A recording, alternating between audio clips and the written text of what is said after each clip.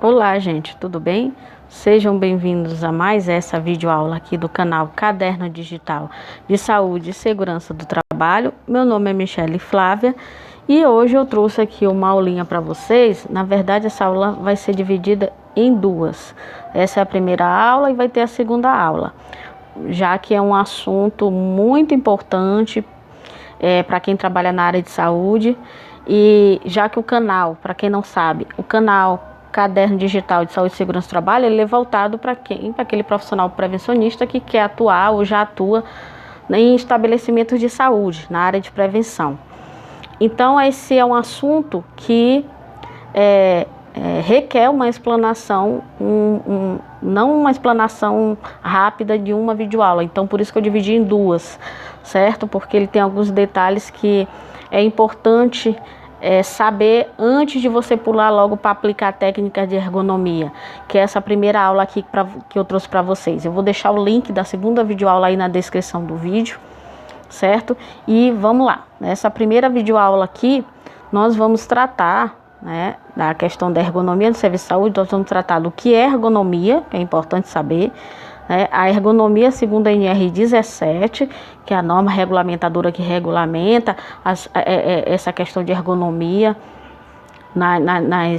nos serviços aqui no Brasil, nas atividades econômicas desenvolvidas aqui no Brasil, voltado para a ergonomia. Quem regulamenta essa área é a NR17.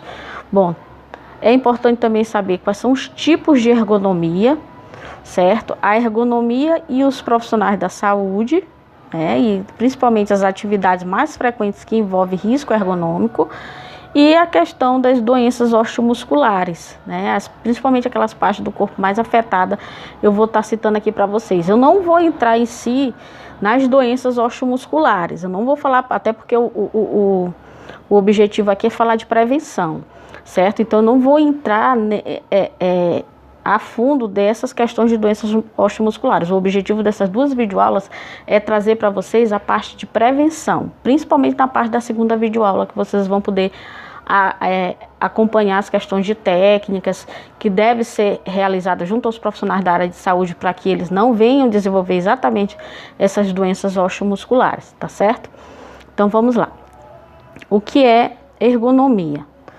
Ergonomia, gente, nada mais é do que o estudo do relacionamento entre o homem, o trabalho, os equipamentos e o ambiente a qual ele desenvolve suas atividades, certo? É voltado para a aplicação do conhecimento, tanto na área da anatomia, quanto na área da fisiologia, como da psicologia. Então, a ergonomia envolve essas três áreas de conhecimento. Ela estuda a anatomia do ser humano, ela estuda a fisiologia e a parte da psicologia voltada para o ambiente de trabalho. E ela estuda essas três áreas voltado para a relação que o trabalhador, o homem, tem com o seu trabalho, com os equipamentos, com o ambiente de trabalho. Por quê? Porque tanto o trabalho como os equipamentos e o ambiente podem gerar, em algumas situações, doenças, doenças relacionadas ao trabalho, doenças profissionais. Então, a ergonomia, ela estuda isso, certo? A ergonomia, ela é regulamentada pela NR17. Então, eu trouxe aqui para vocês o que diz a NR17. Esta norma regulamentadora visa estabelecer parâmetros que permitam a adaptação das condições de trabalho às características psicofisiológicas dos trabalhadores, de modo a proporcionar um máximo de conforto, segurança e desempenho eficiente. Então, de forma resumida, essa norma ela vem trazer parâmetros que as empresas devem aplicar, relacionada à adaptação das condições de trabalho às características psicofisiológicas dos trabalhadores, Como ela fala aqui, para proporcionar o quê? O máximo de conforto, segurança e desempenho eficiente das atividades. Então, como vocês podem ver aqui, eu falei agora há pouco, que a ergonomia ela estuda a relação do trabalho, do homem com o trabalho, do homem com o equipamento, do homem com o ambiente de trabalho. Então, a ergonomia, o objetivo dela é adaptar o trabalho, o equipamento, o ambiente ao homem e não o contrário, certo?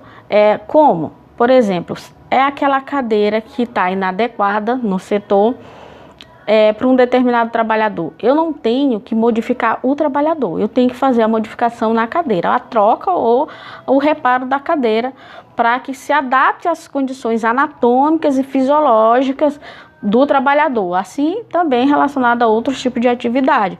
Tem que adaptar as atividades, adaptar o ambiente físico ao trabalhador. É isso que a ergonomia ela estuda, certo? E a NR17, ela vem trazer esses parâmetros que as empresas elas são obrigadas a aplicar, não só o estabelecimento de saúde, como vários outros tipos de atividade econômica que é desenvolvida em outras empresas. A NR17 está presente, porque o risco ergonômico está presente em 99% das atividades, né? Então, quem regulamenta essa parte aqui no Brasil é a NR17. Certo? E quais são os tipos de ergonomia que a gente deve saber? Existem 3 tipos de ergonomia. A ergonomia física, né? A ergonomia física, ela é aquela ergonomia que estuda a adaptação do ambiente físico ao trabalhador, né? Que envolve a questão de mobiliário e tudo, que eu falei agora o exemplo da cadeira, certo? Então, a ergonomia física, ela é mais perceptível aos olhos, pois ela vai adaptar todo o ambiente físico para proporcionar ao trabalhador, como a NR17 falou, mais conforto, segurança, certo? E ela é voltada para o estudo da anatomia e da parte biomecânica do trabalhador, certo? Por isso que a ergonomia, quando o profissional que trabalha essa parte específica de ergonomia no ambiente de trabalho, os profissionais, ele tem que ter esse conhecimento de anatomia, fisiologia e psicologia, certo? Então, ele tem que ter tido esse conhecimento durante o curso dele. Outra, a ergonomia cognitiva. A ergonomia cognitiva já estuda a questão dos processos mentais, como memória, atenção e raciocínio, certo? Então, ela tem como objetivo os processos mentais, que traz como objeto de estudo atenção, emoção, envolve inteligência, concentração, memória, questão de raciocínio, percepção, tomada de decisão. Todas